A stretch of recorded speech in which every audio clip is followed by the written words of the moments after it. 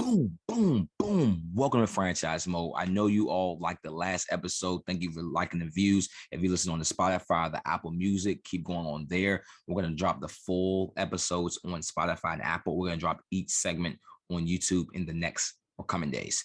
Today, we're going to be getting to a little bit of football or Dallas Cowboys. I'm very excited to introduce our guests, and you all will see after the break.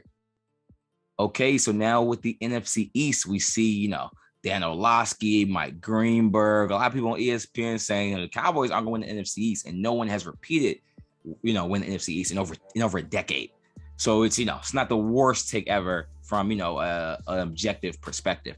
So let's start with the Eagles though. That seems like the favorite out of the NFC East with all of the people that they added. So what do you think about the Eagles winning the NFC East? Mm-hmm. Yeah, I think last year the Eagles were a team that was set up to beat bad teams, but to lose to good teams. And we saw that where they didn't beat a single team with a winning record last year, and the Cowboys smoked them in that Monday night game, and then were beating them pretty, badly until the Eagles kind of made a mini comeback at the end of their week 15 game or week 16 game. Yep. But by adding AJ Brown on offense and Jordan Davis on defense, the Eagles don't have to, go heavy with running the ball. And then they played a very vanilla defensive scheme last year. So Jordan Davis is going to allow them to play more too high safeties as he can take up the middle and two gap. And AJ Brown is going to allow them to pass more. So I do think that they got some pretty big additions this year. I still don't know if it'll be enough to overtake the Cowboys because Dak is that much better than Hurts, but they definitely have a better supporting cast for Hurts than the Cowboys do for Dak right now. Yeah, I think my most viral video was me being literally pissed on live when we got the AJ Brown news, because everyone knew that was my favorite receiver in the NFL. Now I have to basically hate his guts.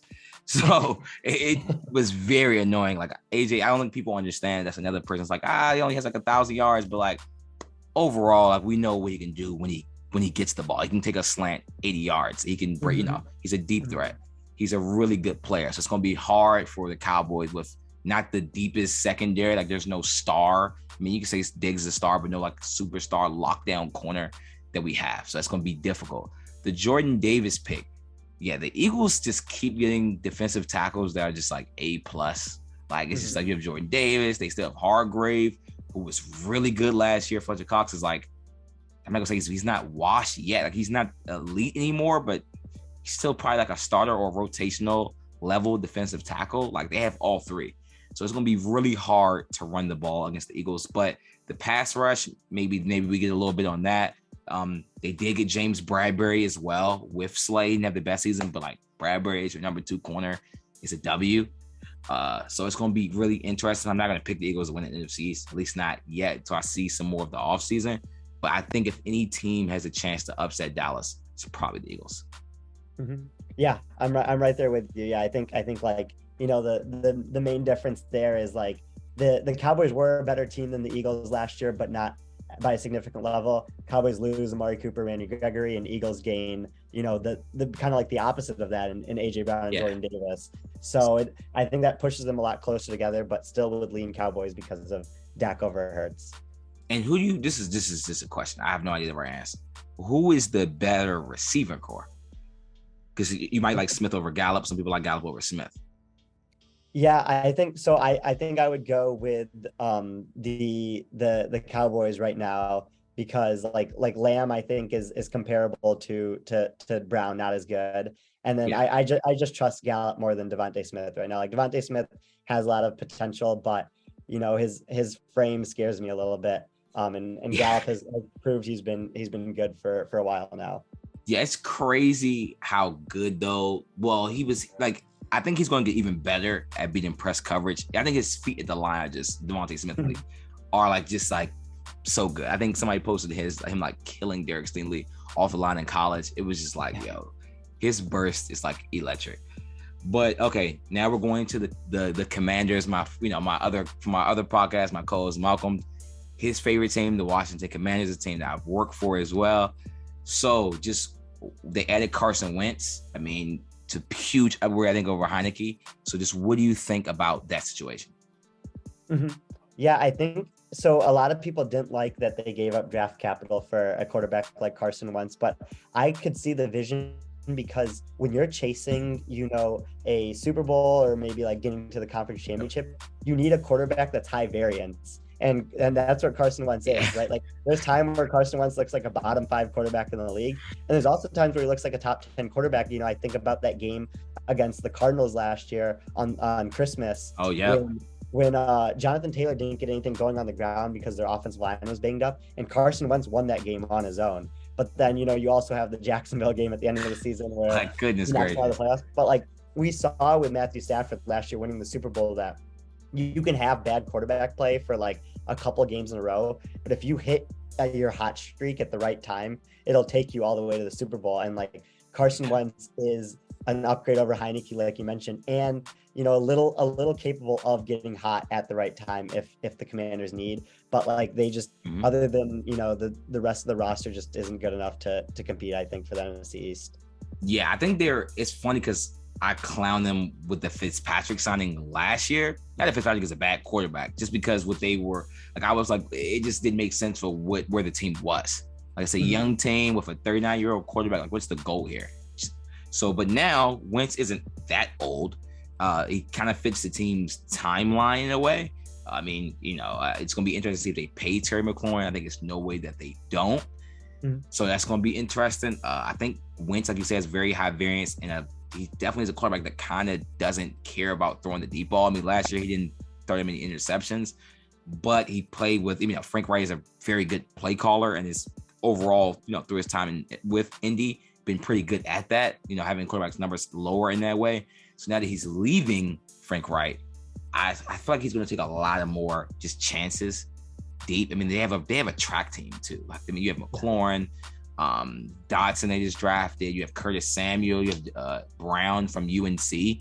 Also, they also drafted Sam Howell, which I thought like, oh, maybe this is the Wentz replacement too if he starts playing bad, mid-season. So I think the Commanders are interesting. But then before we get off of the Commanders, what do you think about their defense? Now, I think they have an elite defensive line. The linebackers look average, and secondary was underwhelming last year. So what do you think about their defense?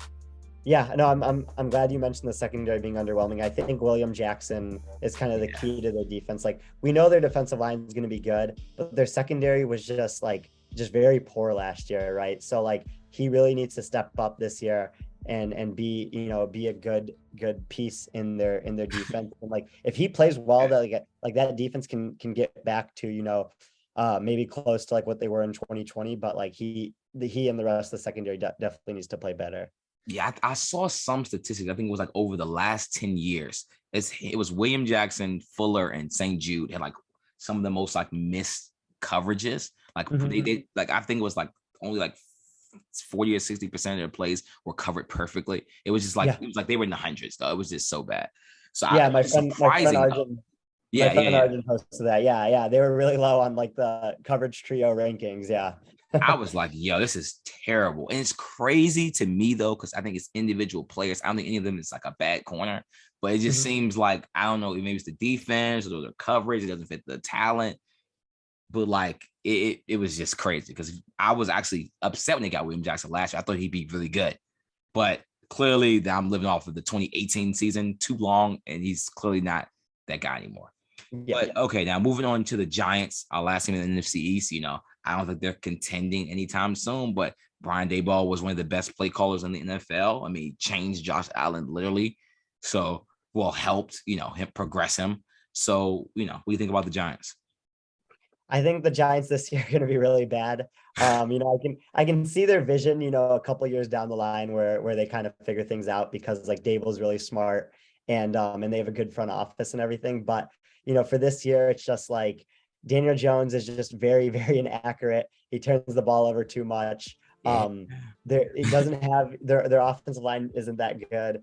And then like Kenny Golladay was like a big mistake signing him because you're only going off of like 1 year of production for him there. So like just overall, as much as Daboll might be an upgrade over Jason Garrett, the Giants just aren't going to be a good football team this year. Yeah, and plus the Saquon Barkley #2 pick selection, like it's just it looks worse every year. Mhm. Like not that Zeke was any better, but like at least I guess Zeke's like best trait has just been like playing games. Like it hasn't even been like necessarily like being good every year, but like for the position, he's like LeBron level of like just doesn't miss games. Like I don't know how we're gonna see if that could just keep going. I just highly doubt it. But like Barkley's missed so many games, and it's crazy. He's not even a physical runner. So it's been like a lot of like, you know, tissue injuries, which has been crazy. We saw the ankle, I think that was Thursday Night Football against Dallas. Yeah. We had the big ankle injury. I'm like, yo, the Saquon injury it's just been injury after injury. Then if we remember early in the offseason, we heard Kadarius Toney went out. He's still there. So I don't know what's going on with that. It's just so much with the Giants, like a team that I've covered too. So it's been interesting. They're a really funny team to me. Like them and the Jets, it's just like both New York teams are just hilarious to watch. And it's been great just to see it. You know, they play the same stadium. It's just so much bad luck at that stadium. Like I don't know what it is, but the quarterback room, the coaches, it seems like a lot of things have been good, but it just doesn't get put together. So I think we can both say the Giants don't have the highest chance of winning the NFC East. Yeah, no, I agree. I think if I had to like throw out some probabilities, I'd give the Cowboys like around a 50% chance to win the division. Yeah. Eagles are there with like 35, 40-ish, and then Commanders get, most of the remaining slice of that, and Giants are very, very low chance of winning the division. Yeah, it's just unless Daniel Jones just completely flips the switch, which I mean, this was just year 5. Like, what are we waiting at this point? Like, we can't keep doing this every year. Like, then we know what's going to happen. But again, I really thank you for coming on. You killed it today. I mean, I want you to drop. You could drop your socials and where people can find your work at. Yeah, I appreciate you having me on. This was a lot of fun. If you want to follow me on Twitter, it's at TEJFB Analytics. So Tage FB Analytics. And be sure to listen to as much as this podcast as you can, because Ronald does a good job here. And then also you can listen to my podcast, Take the Points. Yeah, definitely make sure you give it a listen. And again, if you're listening to Franchise Mode now, if you're on the Apple, the Spotify, or the YouTube, make sure to like, share, and subscribe.